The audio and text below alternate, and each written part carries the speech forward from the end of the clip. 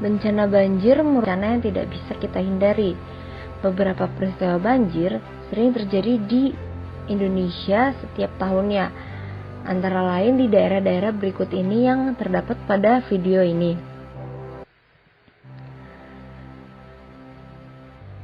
Kilas balik kita lihat banyaknya bencana banjir di Indonesia. Nah, pengertian banjir itu apa? Banjir sendiri memiliki pengertian, yaitu kondisi di mana suatu daerah tergenang aliran air atau tergenang air dengan jumlah yang besar dan juga dapat terjadi akibat adanya pengaruh curah hujan dan juga aliran air itu sendiri. Kita tahu ada beberapa jenis banjir yang sangat umum, yaitu dibagi menjadi 3, antara lain banjir atau genangan. Genangan ini terjadi akibat curah hujan tinggi dalam skala waktu yang panjang. Lalu banjir genangan ini juga terjadi karena adanya peningkatan volume air yang dapat menimbulkan genangan. Lalu yang kedua, banjir bandang. Banjir bandang ini terjadi secara tiba-tiba dengan aliran yang lebih cepat dan juga deras, sehingga dapat menimbulkan kerugian besar seperti korban jiwa, kerusakan secara materi, dan lain-lain. Banjir bandang dapat terjadi disertai dengan material batu, pasir, maupun kerikil. Ketiga, banjir rob. Banjir rob biasanya terjadi di daerah-daerah pesisir seperti Jakarta. Banjir rob terjadi karena adanya kenaikan permukaan air laut akibat tingginya pasang air laut. Nah, banjir ini mengapa bisa terjadi?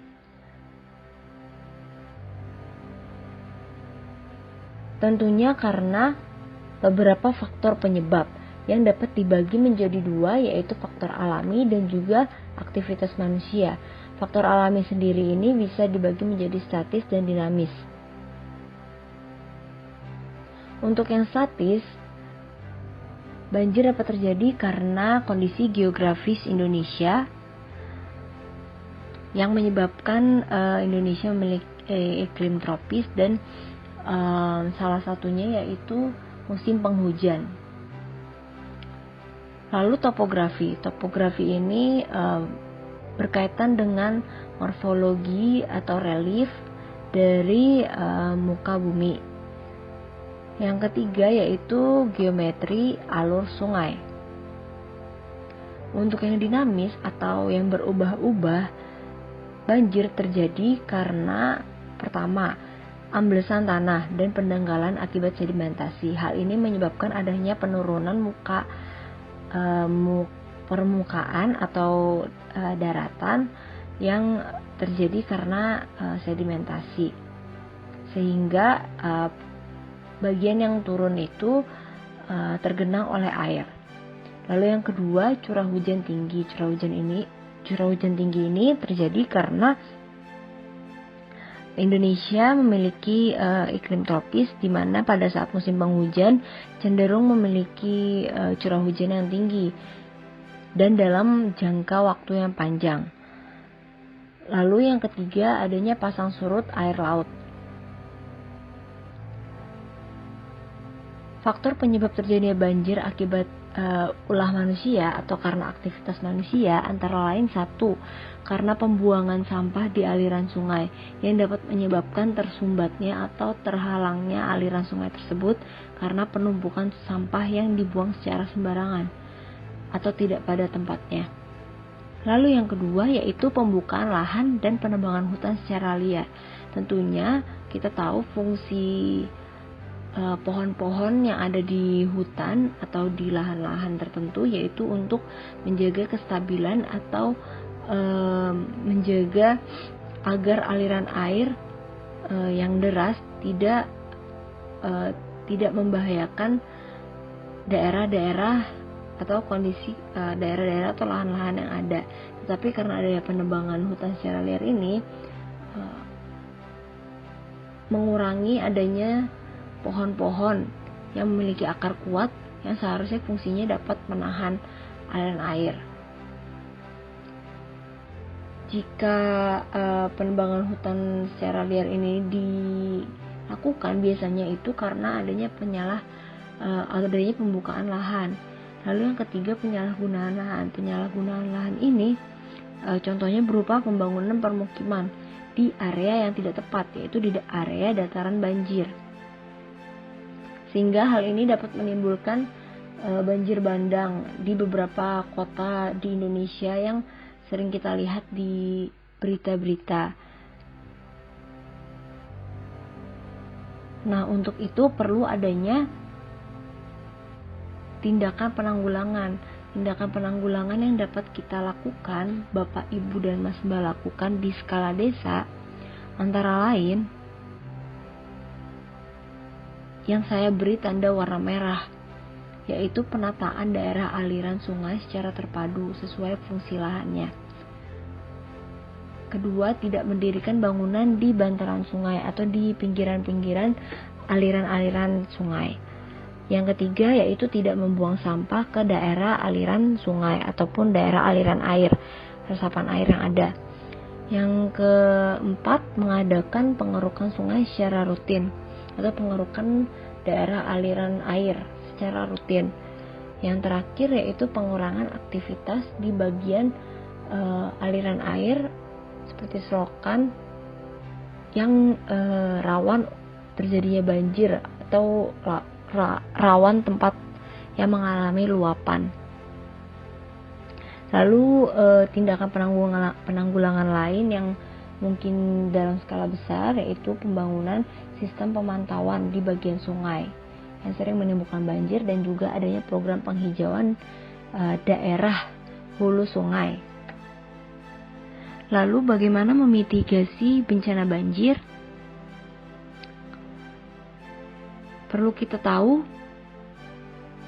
mitigasi itu memiliki 3 step atau 3 tahap, yaitu sebelum, saat, dan juga setelah.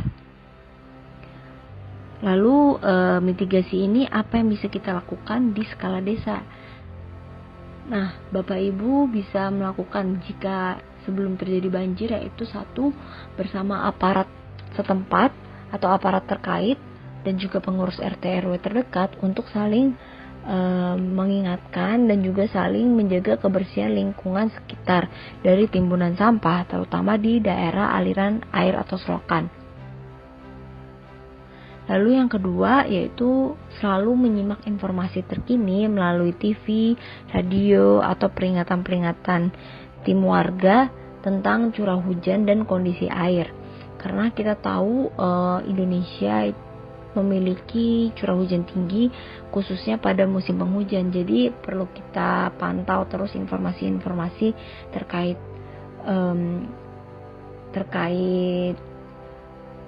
musim hujan dan juga di saat curah hujan tinggi itu kapan. Nah, itu kita Bapak Ibu Mas Mbak perlu pahami dan perlu waspadai. Nah, saat terjadi banjir, apa yang dapat kita lakukan? Paling utama yaitu mematikan aliran listrik di dalam rumah. Karena jika terjadi banjir yang sampai memasuki rumah, itu dapat membahayakan terjadinya korsleting. Lalu yang kedua, mengungsi ke daerah aman sedini mungkin. Jika genangan airnya masih bisa kita lewati, di saat itu kita harus segera mengungsi ke tempat-tempat yang lebih aman tentunya. Lalu Bapak Ibu, Mas Mbak, yang ketiga, kita perlu menghindari berjalan di dekat-dekat saluran air untuk menghindari terseret arus banjir. Mungkin di desa tidak ada sungai yang begitu besar, tapi untuk di saluran-saluran air ini yang perlu kita perhatikan juga yaitu anak-anak kita, Bapak Ibu, karena takutnya mereka sering bermain di kondisi banjir, justru senang bermain. Kita tidak tahu mereka akan bermain kemana. Nah, ini perlu kita waspadai, perlu kita hati-hati untuk anak-anak. Lalu yang keempat, yaitu mengamankan barang-barang berharga ke tempat yang lebih tinggi, misalkan ditaruh di atas lemari supaya dapat tetap terjaga dan tetap aman. Setelah banjir itu terjadi ya, Bapak Ibu dapat melakukan beberapa hal. Yang paling utama yaitu membersihkan rumah dengan segera dan juga menggunakan antiseptik untuk membunuh kuman. Apabila tentunya di musim COVID ini terjadi musim hujan yang panjang mengakibatkan adanya luapan air dan menyebabkan banjir, tentunya kondisi kebersihan harus lebih dijaga paling utama supaya tidak ada penyakit yang menjangkit kita. Yang kedua, mencari dan menyiapkan air bersih. Ini sangat penting untuk menghindari terjangkitnya penyakit seperti diare dan juga adanya wabah-wabah penyakit, contohnya demam berdarah. Karena kalau banjir itu identik pada musim hujan. Nah, pada musim hujan biasanya nyamuk-nyamuk lebih banyak ada dan juga lebih banyak kemungkinan besarnya terjadi demam berdarah. Lalu yang terakhir, perlu mewaspadai kemungkinan binatang berbisa atau binatang penyebar penyakit seperti contohnya tadi yang nyamuk tadi saya berikan contoh. Untuk binatang berbisa ini seringkali adanya ular jika banjir sudah surut. Nah, ini perlu kita waspadai dan perlu kita hati-hati saat membersihkan rumah masing-masing. Mungkin dari saya itu saja untuk penyuluhan tentang bencana banjir yang lebih berpotensi terjadi di Desa Kebon. Sekian dari saya, semoga penyuluhan ini bermanfaat untuk kedepannya dan untuk diperhatikan lagi jika pada saat musim penghujan panjang dan juga berpotensi banjir. Terima kasih, selamat pagi, selamat siang, selamat sore. Salam sehat.